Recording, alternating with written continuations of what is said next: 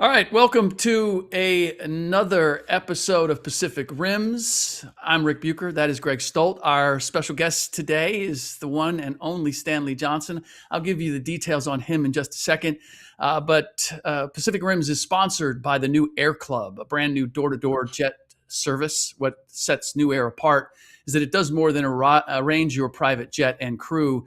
They will handle ground transportation, hotel, catering requests, you name it. And because they bundle their service, you can be sure the trip will cost exponentially less. Not everyone can afford private jet travel, but for those who can, make sure that you're getting as much luxury for every dollar as you deserve. Check out their website at newairclub.com to see exactly how luxurious travel can be. All right, and with no further ado, Stanley Johnson, the number 8 pick by the Detroit Pistons in 2015, 8-year NBA veteran, now tearing up the Japan B.League, leading the Nagasaki Velca to the top spot in the standings by filling up the stat sheet across the board.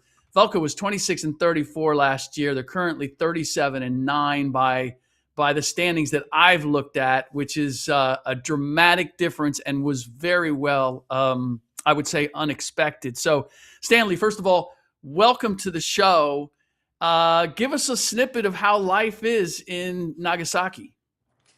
Thank you for having me. I mean, it's been a hell of a year. Obviously, Rick, I think I've known you for a while, and you know how American sports goes when organizations change. And obviously, like for me, I saw it as an opportunity to come and change something. But one thing I can say about Velka, I'm sitting in the locker room right now, and it's so innovative, and I feel like it was like a place that was raring to grow. So the change is not as surprising to me, especially being here, Hmm. because the people that are here, right? So in that change, before they came to B1, they were in B2 and they won the championship and they promoted themselves to B1. So this is our second year as a club, from my knowledge, in B1. So we're like a new club as well to the Premier League of Japan.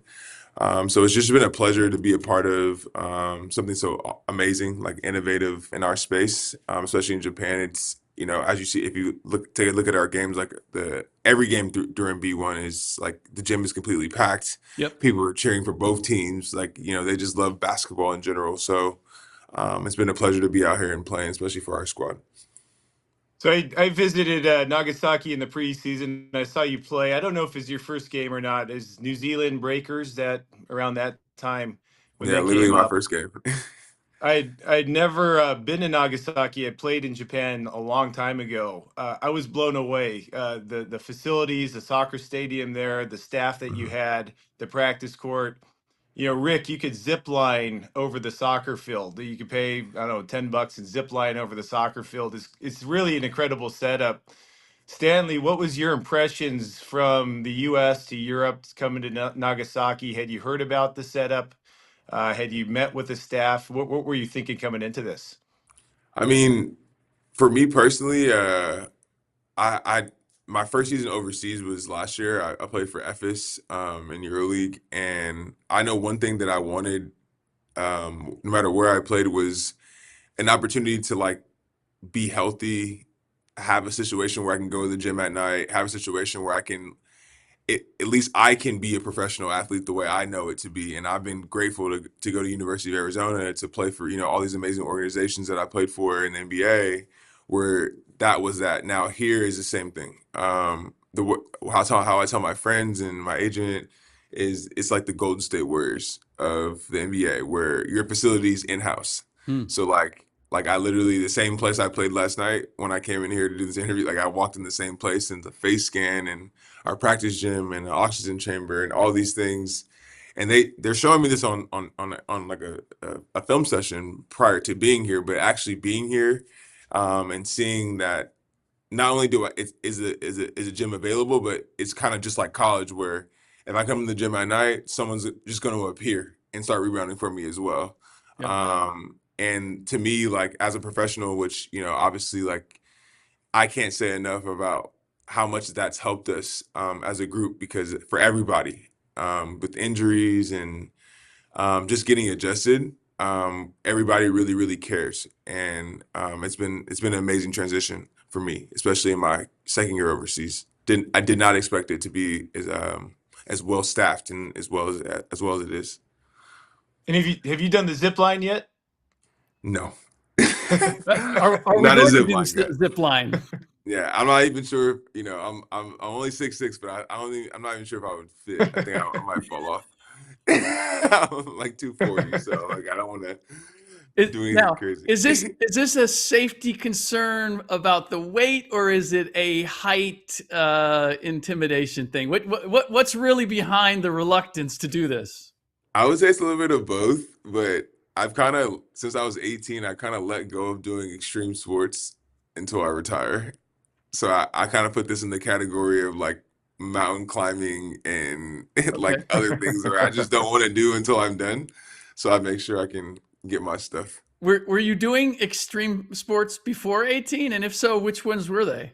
I mean, I went to modern day. I went to a Catholic school outside of where I was from. So like, like, oh, Stanley comes snowboarding, or Okay. Stanley, let's go, skateboarding, like Yeah. X, Y, and Z, or Stanley, let's go surfing. And I'm like, I don't think I can do that. Like, I don't want to get hurt that way, Fair especially because I enough. don't know what I'm doing. Fair enough. So, Why would you say you have adapted to the Japanese culture and the style of play as well as you have? I mean, Rick, I would honestly say I haven't. I think that our system and our coaches, Modi for sure, Modi Mayor, like when I tell you, like the words he said to me initially is the same thing it is today. And I'm a man of honesty. Like I'm like that's so much to me. And as much as I've tried to adapt, and obviously having my experience last year with Efes, I understand of the FIBA game and take fouls and you know playing off 2 feet and not doing a pivot foot here, X, Y, and Z, X, Y, and Z. I understand that a lot more, so I think that experience helped as well. But I think our squad and our organization and how the team was built. Like I come off the bench usually. We have injuries and stuff, so I've been able to start recently. But our HC and our coaching staff, I think they were very familiar on my game and what I struggle with, and they kind of have like almost had a leash a little bit and like let me grow into being a better player. Hmm. I think they saw something that some coaches I've seen, but something that a lot of coaches like especially going I've been playing for 11 years, so it's oh, like putting the ball back in my hands and doing all these things, like it's definitely a stress like for a coaching staff. But I obviously train and I try my best to be prepared as a professional. But in this situation, I will put a lot of credit on my coaching staff Hmm. and the way the system was built for me to succeed.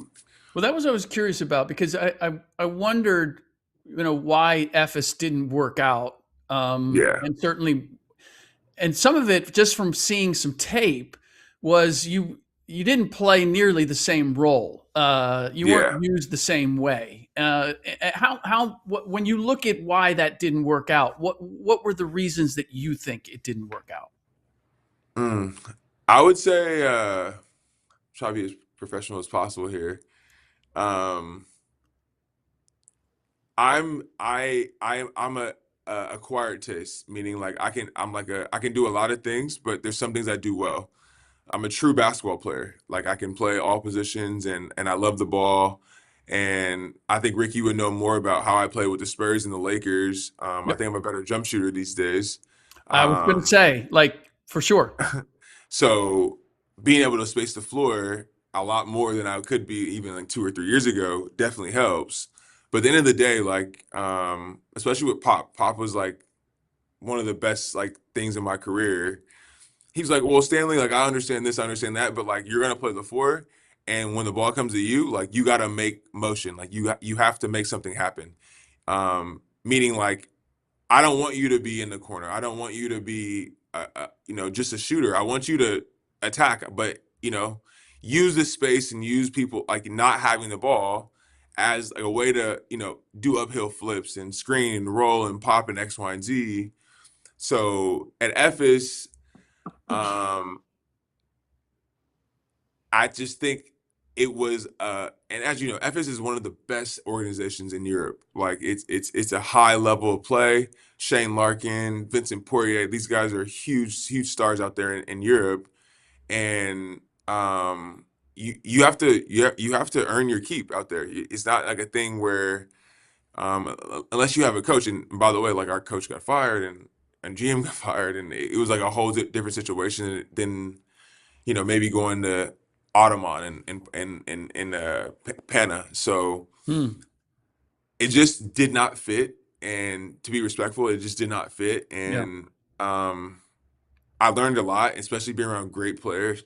It was awesome. And knowing what I know now, and even I thought that situation could have worked. I mean, Jordan Nwora was there, like he's almost the MVP of the league this year in Europe. So it's like it's not just me. It's just a Yeah. bad situation, which has happened to me a couple of times.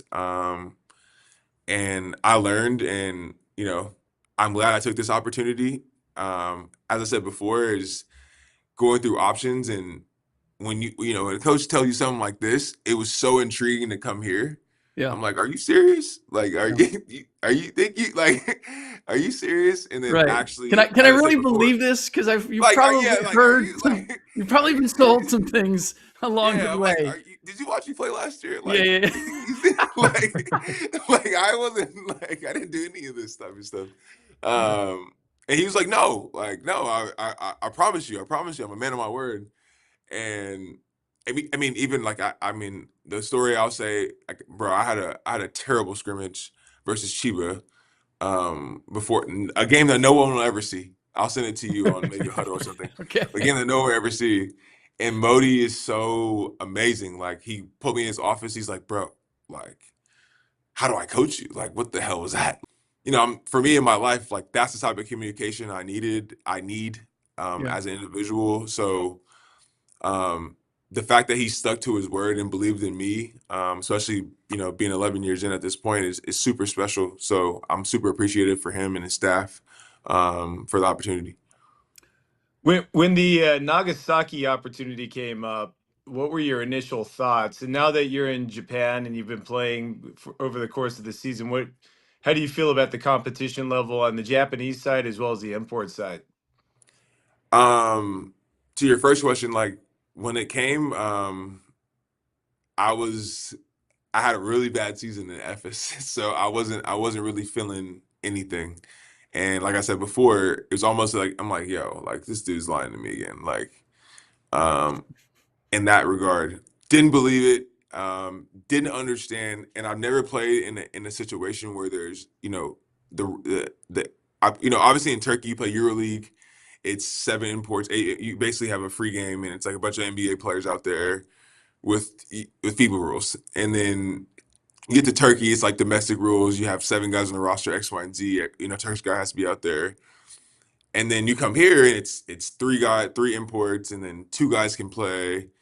And I guess you don't understand the responsibility Mm. as imports. And thank God that I'm like a super versatile player. But like one thing that Modi was saying to me is like, bro, like if I'm picking you, bro, you gotta come with it. Like every night. Like there's no off days. You have to, play through injuries. You have to figure out how to so as much as his word was saying, Stanley, I want you to do this, that, and the third, it's also like Stanley, like, yo, you're gonna have the ball in your hand, you're gonna have to make decisions, like, and it's like there's no other person, like it's me, him, and then obviously our team is, I mean, great. We have Baba, HJ, Ko, like, we have an amazing group of players.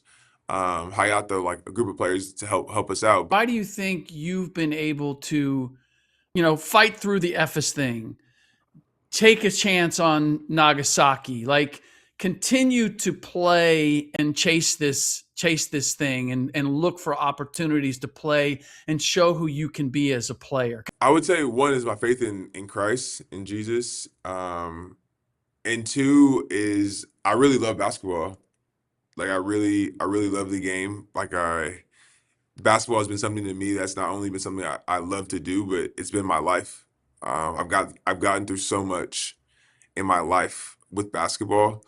It's kind of like all I know in a way. And I haven't always been good at the sport. Like I haven't always been able to, do certain things. Like my whole career has been moving forward and getting better in X, Y, and Z from high school to now. So I'm okay with some work. Hmm. I'm okay with things. My life is good.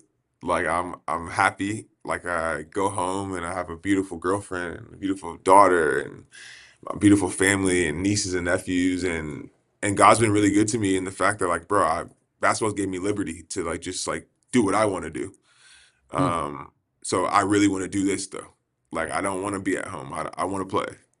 I really, really want to play. I love playing. I love the competition. I love failing. I love being successful. Um, I just love it, all of it. And if you're not, to me, in my opinion, like I'd be a coward if I quit when it's hard. I'd just be a coward. Like I can't get picked eighth and it's all good and this, that, and the third. And then now, oh well, they don't want you here. They don't want it's like, no, then I'm still gonna hoop. Like I'm still gonna play. Well Um, said. and to me, it's like God didn't give me these blessings. God didn't give me this talent for me to just be at home and crying on my laurels. You know what I'm saying? Like it's too much of a amazing thing. I play a kid's game for a living, and that's like the end all be all. You know what I'm saying? So it's like, um, I could like almost. I've been through so much with basketball, especially in that because you have this pride and you have this ego and you want to, you want you're like X, Y, and Z. But Hmm.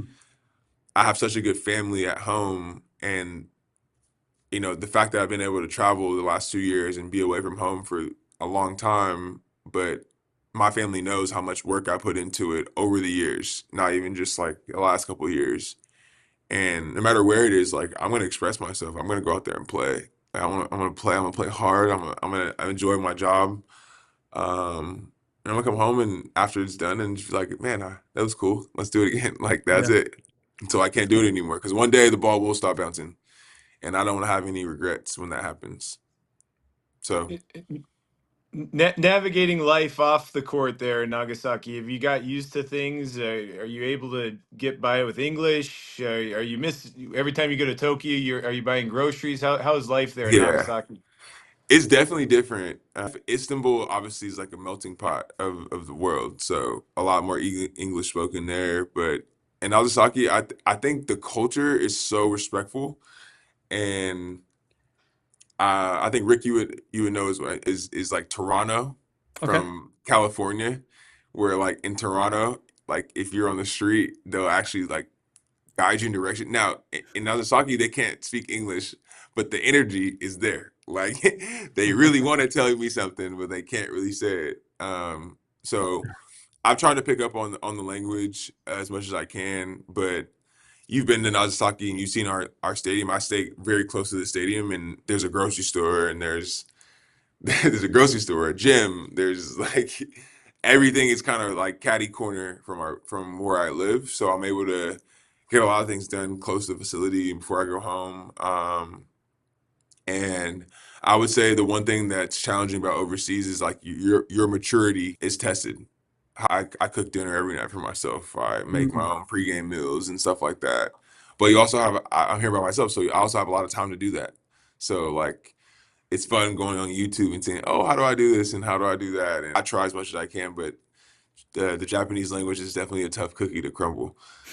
It's not as easy as like speaking Spanish or anything like that. Yeah. Yeah. Your teammate HyunJung Lee is. There's been some talk about him potentially having NBA ability. Give me your assessment of him and like if what you think about that potential if he can Right. navigate the responsibilities that somebody from South Korea has. I probably shouldn't like be saying this because I really want him back next year if I'm especially if I'm back here. But I mean, you know how hard it is to be 50, 40, 90. And you know how hard I mean, the guy's shooting like 9, 10 threes a game at 50%, 48% here. It's funny is when he first left Davidson, he came to train in California with my trainer. oh, And he was like a young, young kid, like a young duck. So like, he's basically doing his pre-draft, and I'm playing against him every now and again. But he always could shoot. And Charlie Torres is his name. I mean, I worked out with Klay Thompson, and I would say like Klay's definitely the best shooter I've ever been in the gym with.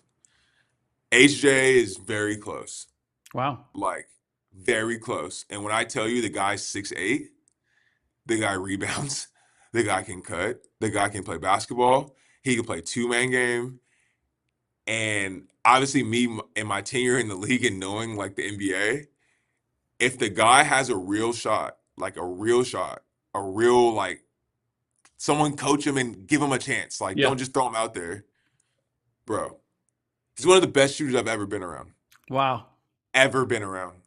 They're doing everything they can for him not even to touch the basketball. Like, and it's like his best shot is his pump fake and you fly by. That's his best shot. But like you can't, he's so tall. He's so big. Like he's so tall. He's 6'8", and he has a high release point, and it's quick. And he's a gamer. Like he's a gamer. He cuts, he rebounds. Like it's not just one thing. And it's crazy his story as well. But like, and he, we talked about this as well. I'm like, bro, if you get a real shot, bro, you got it for sure. Like there's no way. There's no way. Like there's no way he's not a real guy like out there. Like he's a 50-40-90 guy and like a 50-50-90 guy. Not even like, you know what I'm saying? Like, yeah, that's special, bro. Like it's a special talent he has to shooting the basketball. It's a special, special talent. So, I'm not sure what he's going to do. Yeah. But if you have it on me, I'm like, bro, like if anybody can get and he's like 25, like, Yeah. you know what I'm saying? Like he's like barely like a kid, you know what I'm saying? So it's Yeah. like, bro, like you don't even know how much better you're gonna get when you're a real full-grown adult. The only Like, tricky part is the military service part of it. I know. Right? And if you watch him play, getting in the way. I think they might actually win something because he's like Yeah, Michael Jordan. they could be so good that he could get that exemption. Like he might actually do it, one day, and that's the tricky part. So that he plays for a different reason, like, and that's part of it. Like he plays with so much passion and different reasons because he understands it, and obviously his mom and his family he has a basketball family as well. He's quiet, but he's not he's a gamer. Like he's been one of my favorite teammates to have over my career for sure. Wow. Yeah, he's a boy. Like I could see him going to the NBA in a year or whatever he decides to do, and you'd be like, yo, this kid is different. Like this, like something that we've never seen. I don't want to put you on the spot, but how do you feel about keeping your career there in Japan a little bit longer? I don't know. I love my situation. I love it a lot. I think with success, like a rising tide raises all boats in that fashion. Did we know that, like, as we talked about H, like, did we know H was going to be this amazing? Did we know myself or JB or Baba or like all these guys are going to be this amazing? No. So I think we have a special group and we're definitely trying to take advantage of it. But I don't know where basketball will take me next, to be totally honest. Have I enjoyed myself and do I love Velca and like our coaching staff and X, Y, and Z? Of course. But that is a conversation that I will dive into after. And I think, we're obviously, in Japan, free agency starts early. And we've kind of all put that on the back burner just to focus on what we have in front of us. And give ourselves the best opportunity to win some games. What would it mean to win a championship with Nagasaki? Like where would that stand in terms of all that you've accomplished as a basketball player? I think every day that I've like had a bad night or cried or all that stuff, like that would be like, this is why I play basketball. This is why I'm in the gym in the summer. This is why I persevered. Like and then not even for myself, like it's like, this is why I play. This is it for me. So if we were able to actually do that, especially for how many people that have counted a lot of people out in this locker room, a lot of people out in this organization, And to be totally frank, like if you're keen on Japan basketball, this is like this is like a blue ribbon, or sorry, a blue blood type of sport where the same four teams, the same eight teams make the playoffs every year, X, Y, and Z. And to be totally frank, like you hear the noise, it's like, oh, like, why, like, I'm just like, we play the same 45 games that y'all played.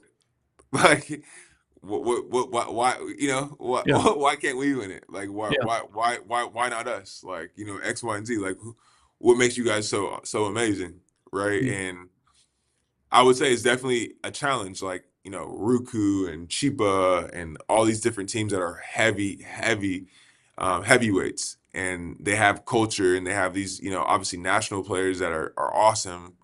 So it's definitely a challenge, but if we're able to actually complete that, which is our goal, it'd be something that probably the biggest accomplishment of my career Mm. so far. And yeah, as much as it would mean the most to me Yeah. in my career so far.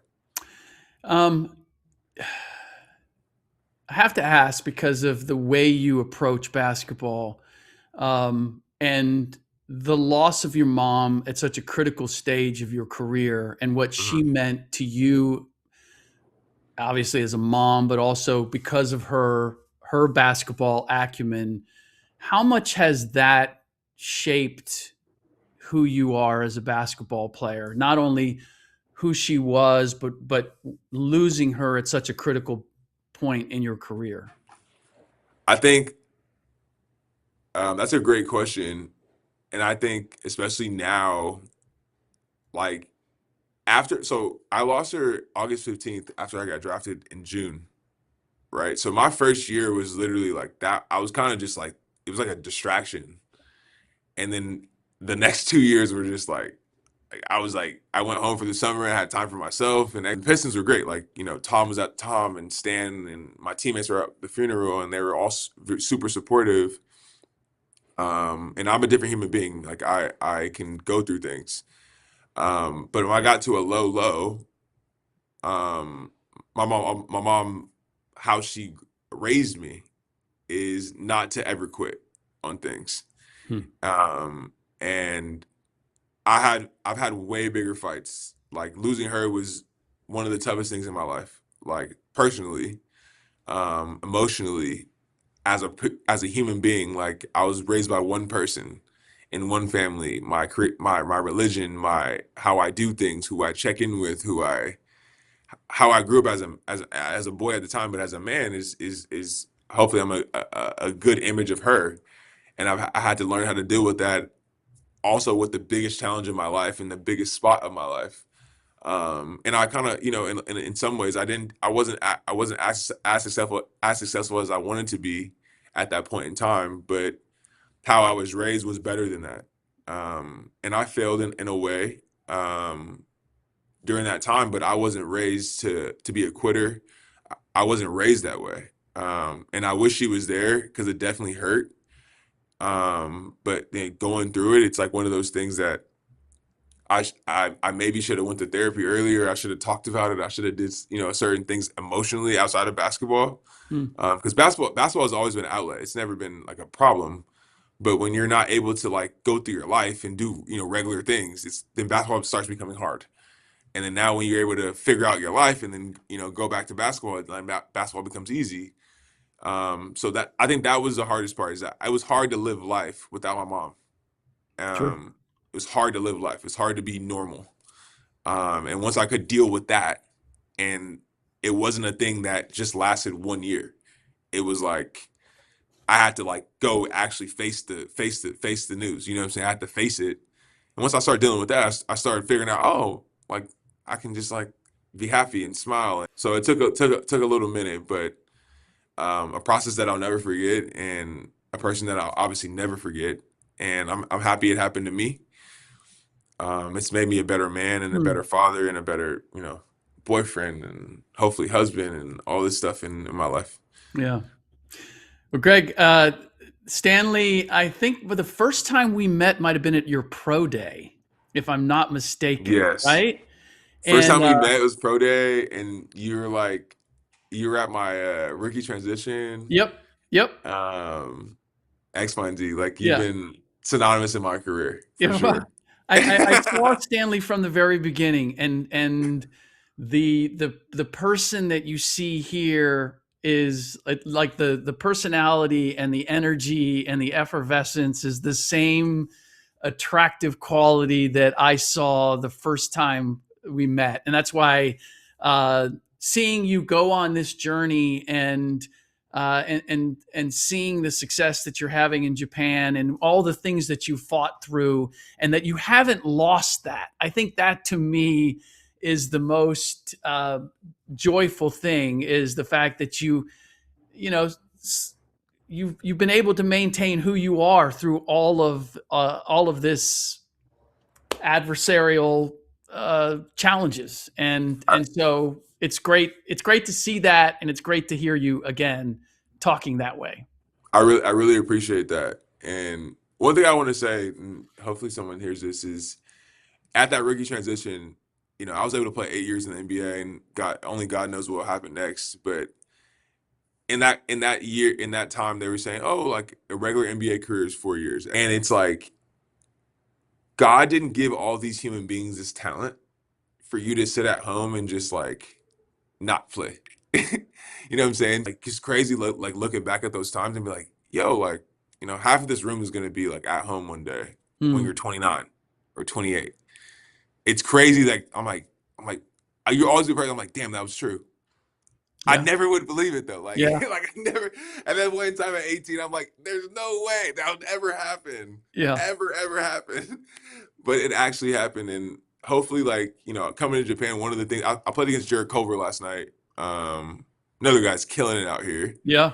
and I won that time. I was like, bro, I'm happy for you, bro. I'm proud of you. Like, you should be proud of yourself. Like, this is awesome. This is a hard thing to do, and you're coming out here and you're doing it right.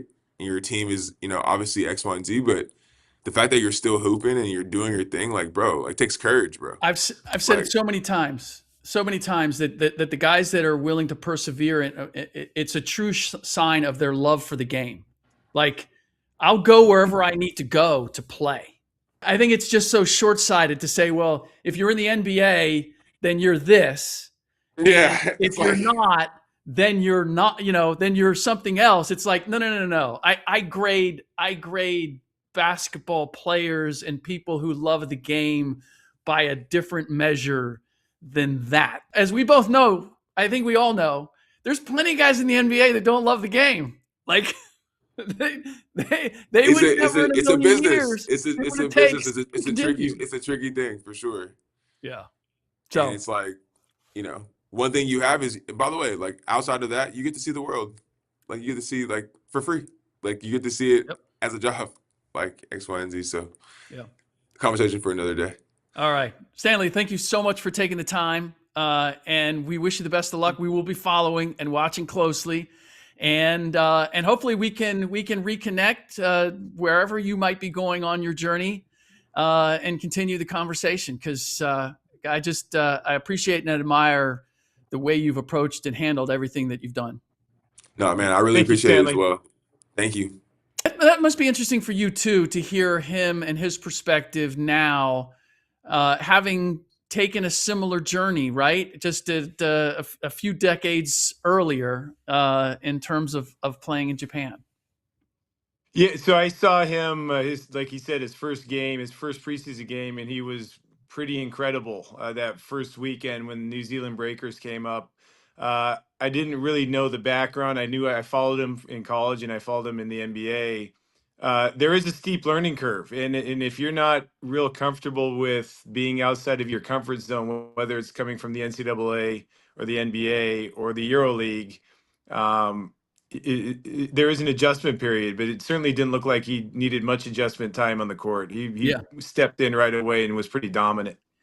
And it's, I was a little concerned about him because of the struggle with Efes, and I didn't know. I just saw I saw the statistics and I saw that it didn't last very long. But then when I saw the tape, I mean, they used him sort of as a roller, and it was a very confined, restricted sort of role.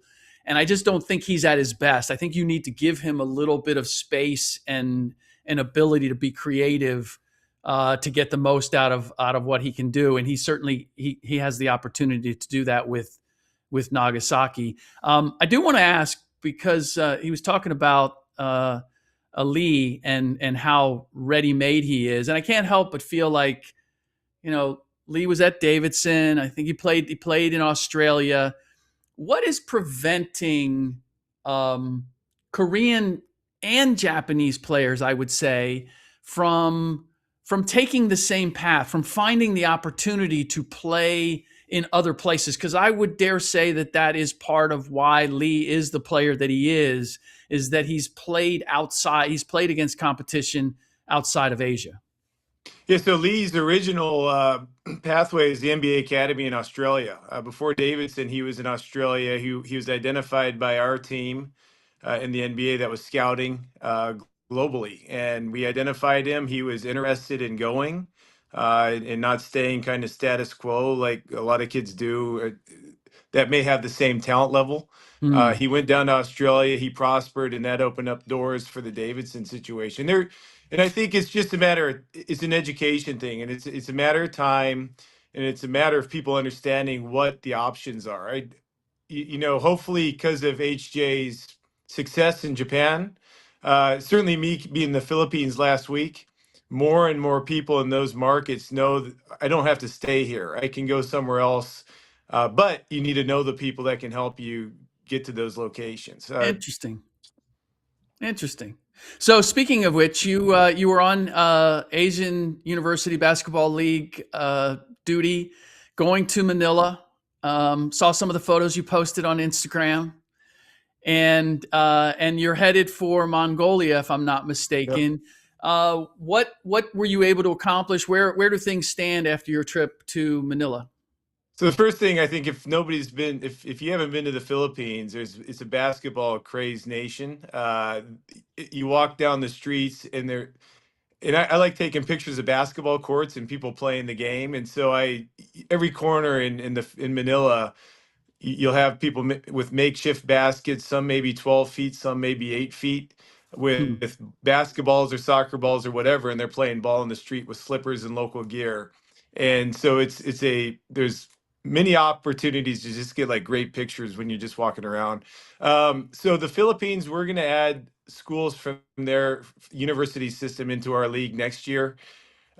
We started last year keeping it a little bit tight and a little bit closer to home, but we're spreading. And if you don't know much about the region, Philippines university basketball is probably the closest to what we have in the United States in the NCAA. You have an incredibly rich and enthusiastic alumni base. You have a student body that basketball is relevant, and you have this big history of college basketball competition. And so, unlike the rest of the region in college basketball, I think including the Philippines, the schools from the Philippines into this league will add a little bit of lift in terms of kind of the pageantry and the excitement of college basketball. And ultimately, the goal is to get viewership and to maybe spread some of that culture into some other regions here. So we're going to add the Philippines, and we'll announce teams at a later date. And then also, we've been working with the Mongolian University Basketball Federation, and we've had them participate. But we'll go up in a couple of weeks and finalize the teams that will be participating in our league next season. Interesting. And do you think that the AUBL, you talked about people becoming aware of their different options and pathways to playing outside of their region or their country? Do you see the AUBL providing maybe some of that pathway or connection that would facilitate the access from Asian players in being able to play elsewhere? So I'd like to think, along with the competition and playing against different countries and schools from different areas, I think that's going to lift basketball. It's going to allow coaches to kind of see different styles of plays and players seeing different styles of competition. I'd like to think big picture, we can make this into something like the NBA Summer League, where it's not only competition, but you have agents and scouts and teams coming to watch now that these countries, places like Japan, South Korea, they have Asian import rules. I think Japan has 6 or 7 Filipino players. They have 2 or 3 players from Korea, a couple players from China playing in the B.League. It's going to be of interest for these teams and scouts to start coming to watch players at a younger age, build relationships with those players, and potentially recruit them into their league. So I think there's more than just a basketball competition. That is our product. That's the most important thing we're focused on. But the people that come and that are interested in, besides fans, I think the basketball community in the region, it's a great opportunity for them to take part and really elevate what we're trying to do here. I can't help but think that this is sort of filling the void that was left by the NBA pulling back on its academies and its outreach programs. That this has the opportunity of filling the absence of those in terms of identifying and developing talent. I think it's a space that's been not really been paid much attention to. I think certainly in the NBA, when we were looking more grassroots. We were looking at younger talent that you could get into high school. There's a lot of focus from sponsors on high schools in the region. I think the NBA is also involved in high school competition. And then the pro leagues are fairly, like the B-League's fairly robust. The professional league in the Philippines is quite developed and mature. The CBA's growing and it has become quite big. College basketball has been highly ignored and not paid a lot of attention to. There's some sponsorship. There's not a lot of media attention. There's not a lot of focus from the general public, as well as the universities. So I think for us, it's a chance to get in and just fill in a void that's been fairly ignored over over the period of college basketball in the region. Outside the Philippines, I think the Philippines is quite developed. Well, it would, but I would think it would be a vital bridge for those grassroots young players who aren't quite at the point where you're going to be bringing them overseas. You don't see them developed enough to be, the NBA. They're too young for the NBA still at that point, right? And I don't even know if you're playing in an academy that you're necessarily. I mean, the H.J. Lees are probably few and far between that are going to attract a college team that's going to draft them. But yet, if you gave them a place to compete and play and develop for a couple more years, by the time that they're 2021, you may have someone who's capable of playing at a professional level somewhere that would otherwise be sort of left by the wayside because there's no avenue for them to continue to develop their game. Also, I think if you look at the leagues, the CBA's had a draft for about 10 years. Yao had started it about 10 years ago. The KBL has a draft. The B-League started their first draft this January. And I think of the 40 picks in the B-League, there's only 12 or 15 players selected. And that just shows you there's not enough talent ready. In the B-League team's eyes, there's not enough talent ready in their college system that can step in right away and compete and take a guaranteed contract for a couple of years on that specific team. So if we support the growth of college basketball, it's only going to make the pro leagues better, and then ultimately it's going to be make the national teams better. And supporting the growth means more competition, creating a business where we can give money back to the federations, to the universities, so they can hire coaches. They could provide more scholarships. They can pay for equipment. They could travel abroad and play more. Those are things that I think we can really come in and support that place in basketball.